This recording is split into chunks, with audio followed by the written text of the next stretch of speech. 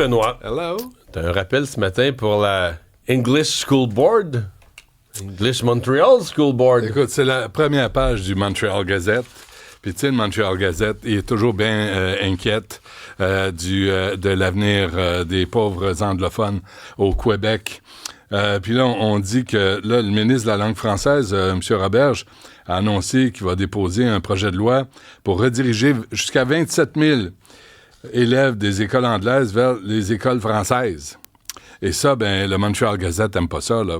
Puis celui qui aime pas ça non plus, dangers. c'est Joe Ortona, qui est le président d'un paquet d'affaires.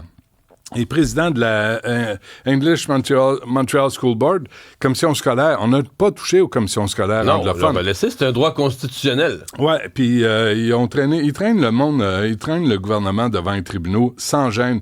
Je me disais, d'où ils prennent l'argent? On parle de le English Montreal School Board, là, c'est 35 000 élèves. C'est un budget de 459 millions. Ils ont fait un déficit, malgré ça, de 7,8 millions. Et savais-tu, mon ami, combien le English Montreal School Board a mis? En frais d'avocat? A dépensé pour contester devant les tribunaux la loi 21 et la loi 96, en tout et partout. Des millions sûrement. 2,7 millions. Oui, ils sont toujours devant les tribunaux. Mais d'où ils sortent l'argent? D'où vient l'argent? Et c'est de l'argent destiné à l'éducation? Oui. Ça, c'est comme la FAE. Il n'y avait pas de fonds de grève, mais il y avait de l'argent pour les avocats. Défendre leurs droits. Défendre des droits fondamentaux. Oui, Benoît. monsieur.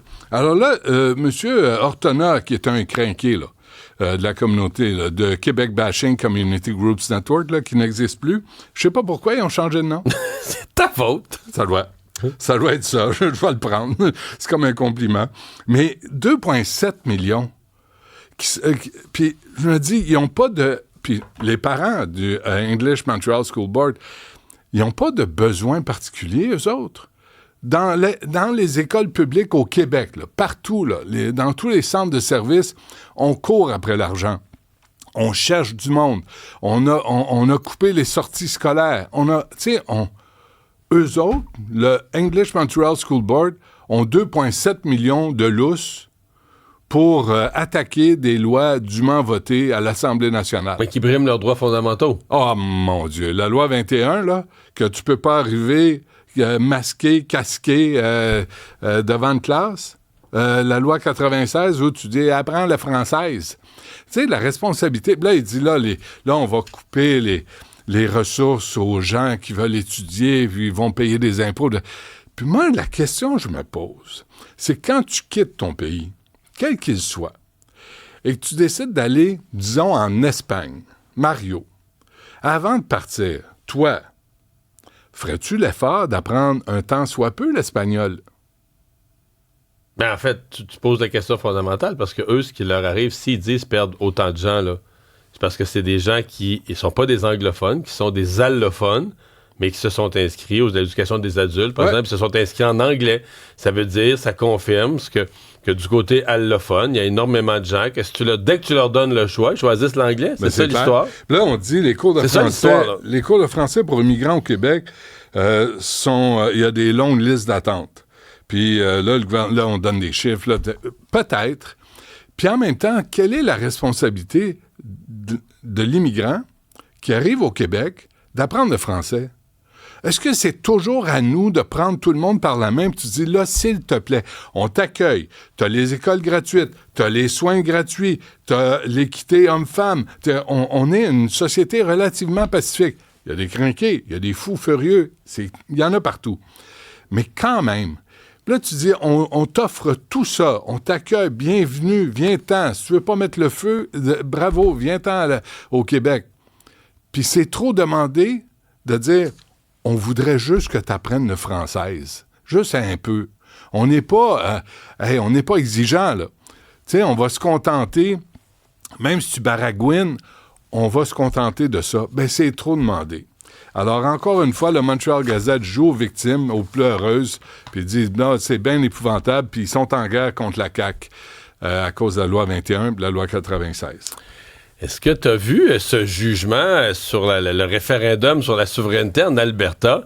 Un juge qui dit la pétition est pas bonne, le référendum doit pas avoir lieu, qui rejette tout ça sur la base, et là, ça devrait inquiéter le Parti québécois, Benoît, sur la base que ce référendum, cette pétition n'a pas tenu compte, on n'a pas consulté les Autochtones. Est-ce que Paul Saint-Pierre Plamondon, s'il est élu avant de faire un référendum, puis est-ce que Jacques Parizeau, dans le passé, puis René Lévesque ont fait des référendums illégaux au Québec parce qu'il n'y avait pas l'approbation de toutes les nations autochtones? Puis imagines-tu aller chercher l'approbation de chacune des nations, tu n'as pour 100 ans. Ça finit plus. Parce qu'il dit, on n'a pas consulté, en Alberta, on n'a pas consulté les Premières Nations pour déterminer comment la rupture de la Confédération, du Canada, pourrait affecter les droits issus de traités. Ça veut dire que ce juge-là, puis ça nous amène à une autre question. Ce juge-là, d'abord dit, les Premières Nations vont décider.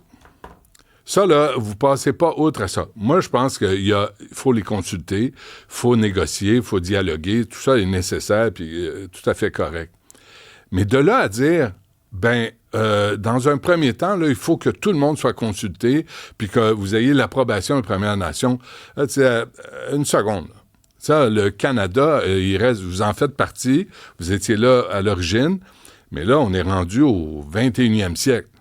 Fait qu'on on va observer la situation telle qu'elle est aujourd'hui. Vous faites partie du Canada, puis même au Québec, ils disent souvent, il y en a, les Mohawks, là, ils font pas partie du Québec, là, ils font partie du Canada.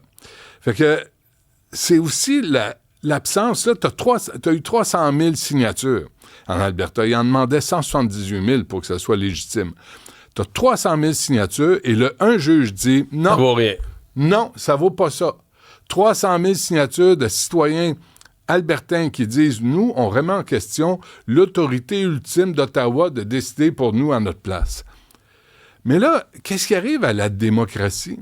Je parlais de ça avec M. Champoux du Bloc québécois. Tu sais, on a fait une pétition sur le rôle de la gouverneure générale au Canada.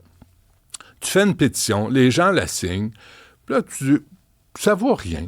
Ça n'a aucune incidence, ça n'a aucune importance. Ça donne l'illusion qu'on est en démocratie puis qu'on a un mot à dire. Mais finalement, c'est toujours les juges qui décident. Et là, on vit sous le règne des juges. On le voit là, en Alberta. On le voit ici. Maxime Delan nous rend compte de verdicts, de sentences complètement ridicules. Il y a un autre exemple, là, je ne l'ai pas apporté avec moi, là, un autre exemple d'un gars au Mexique qui agresse un autre Québécois de 13 ans, et le juge dit, c'est pas grave, 8 mois à la maison, c'est dans le journal. Puis là, on porte ça en appel, puis là, il se rend compte que non, ça va être 8 mois en prison, mon ami, parce que tu l'as agressé, il avait 13 ans, tu l'as traumatisé. Le premier juge dit, c'est pas si pire, dans le fond, c'est pas si grave. D'où viennent cette autorité, mais totale des juges à gérer la société dans laquelle on vit? On le voit là en Alberta, pas juste au Québec. Un petit mot sur la fête des mères et la fête des pères? Oui, écoute, il y a des écoles canadiennes, Ben Mulroney m'en parlait hier, là, c'est dans le National Post, il y a des écoles là, qui disent, c'est fini ça. Fini. La fête des mères, fête des pères, c'est pas inclusif. On va faire la fête des familles. Mais qu'est-ce qui arrive avec les orphelins? Moi, je trouve que c'est pas inclusif non plus. Fait qu'on devrait arrêter toute célébration de la famille. Tu sais, moi, j'ai pas vu, sauf erreur, sur la planète Terre, j'ai pas vu quelqu'un venir au monde sans maman. Je dis ça, là. Je suis pas sûr de mon affaire. Mais il me semble que c'est comme ça qu'on se reproduit. Ça n'a pas l'air à ça. Puis on veut pas le reconnaître. Ça, c'est le progrès dont tu nous parles. Voulez-vous juste instruire les enfants? Voulez-vous juste donner les cours, leur apprendre le français, l'anglais, la géographie, les mathématiques, puis arrêter de vous mêler des trucs qui vous regardent pas? C'est un peu comme Mark Miller. T'as vu Mark Miller, sa réaction? Non. Non, t'as pas vu ça? Tu parles-tu sur Radio-Canada? Ben oui. Ah ben oui, je l'ai vu. Il veut pas toucher à ça, de pas se mêler. T'sais, lui, là... Tu sais, PKP est sorti, puis il a dit là, c'est parce que là, tu as les plateformes américaines qui ont pompé tous les revenus publicitaires, et tu as Télé-Québec et Radio-Canada, je parle pas à sa place, là, qui arrivent et qui ont de la publicité en plus des subventions. Là, on peut-tu comme faire le ménage là-dedans? On n'a pas voulu imposer une taxe aux GAFAM. pour des raisons qui appartiennent à Mark Carney. Puis on veut pas, Mark Miller, notre québécophobe en chef, veut pas, lui, retirer la publicité de Radio-Canada qu'il reçoit avec CBC à 1,4 milliard de dollars. Je vous rappelle ceci. Et les ministres, je rappellerai que les ministres fédéraux sont tous chroniqueurs dans les émissions de Radio-Canada. Es-tu vraiment surpris? Je me demande pourquoi. Salut.